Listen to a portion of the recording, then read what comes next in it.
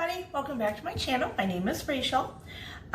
So tonight for dinner we're going to do a Parmesan crusted pork tenderloin that I've had in the fridge for over a week, so I need to use it up. So I'm trying to cook this week with all the stuff that I already have at home, so I don't have to grocery shop, so I'm using stuff up. And then I'm going to do a zucchini, because we know a lot of you have a lot of that sitting in your backyard right now in your gardens. Zucchini tomato bake for a side dish for it. So, Parmesan crusted tenderloin, zucchini tomato bake for a side. I can't wait. Let's get started. Cheers! Okay, so I preheated the oven to 350. Normally you could probably use I only have this zucchini left, so I think I'll be okay. But I'm using a little bit smaller dish right now. This is Temptations, if you're all wondering. Purchased on QVC. I love them. So I'm gonna spray it a little bit. A little sticky. And so anyway, an 8x8 would work great also, but this is what I got. I think this is out like this is a 1 quart. So like a 2 quart would work just fine also, but I have this and I have these tomatoes left that I want to use up. So normally it would probably, for an 8x8, use like a full one of these, the 10 ounces of little tomatoes, and maybe 1 or 2 of these, like 1 and maybe another smaller one or something, but that's what we're going to use, so we'll see. I mean, I know it's probably seedy in the middle here, so I won't have a lot. That's why I went for a smaller dish, but that's what I'm using tonight. And I think that's it. Okay, let's get going.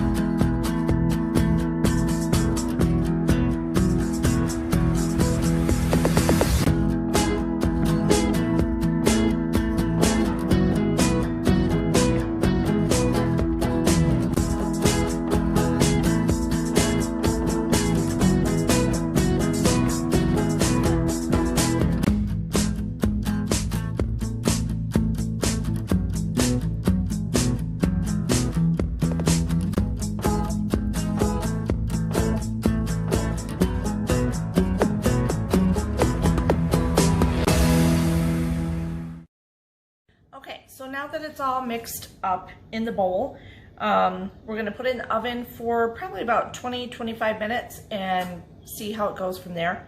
At the end, I'm going to put on fresh basil, which I have plenty of, somewhere around here, and maybe some fresh parsley. I think I got parsley too. Yeah, oh yeah, I got parsley outside.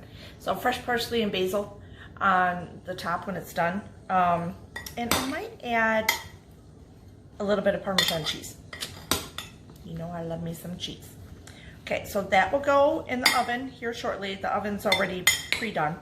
So let me get started on the pork tenderloin, because I'm pretty sure I'm just gonna bake them both at the same time.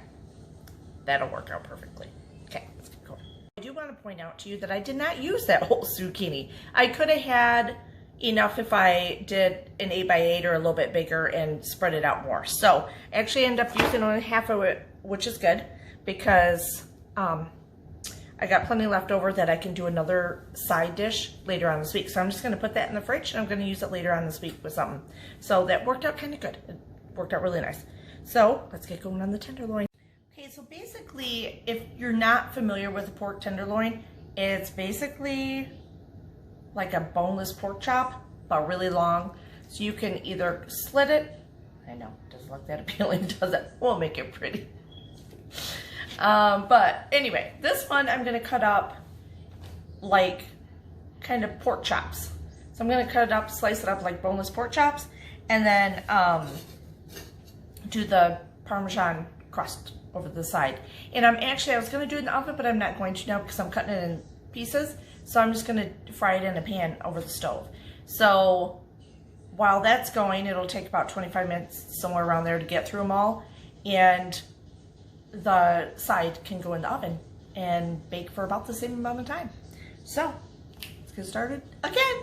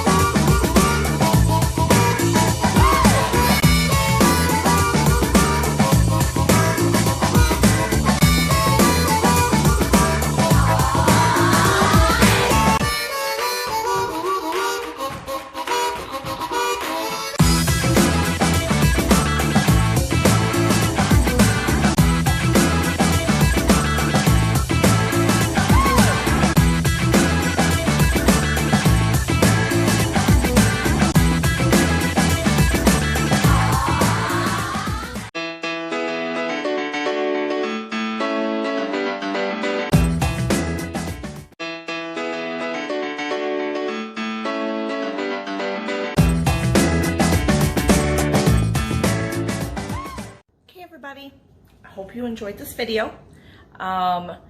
Seriously, this took you like 30 minutes. It took me 30 minutes to make this meal. So the Parmesan crusted pork tenderloin that we just kind of cut up. You can use pork chops also if you have them. You don't have to do the pork tenderloin. It was on sale. I bought it. And nowadays, right now, when meat's a little short, you know. Anyway, the zucchini, you probably got zucchini or yellow squash. You can use that in your backyard, in your gardens, or from friends. Use it up.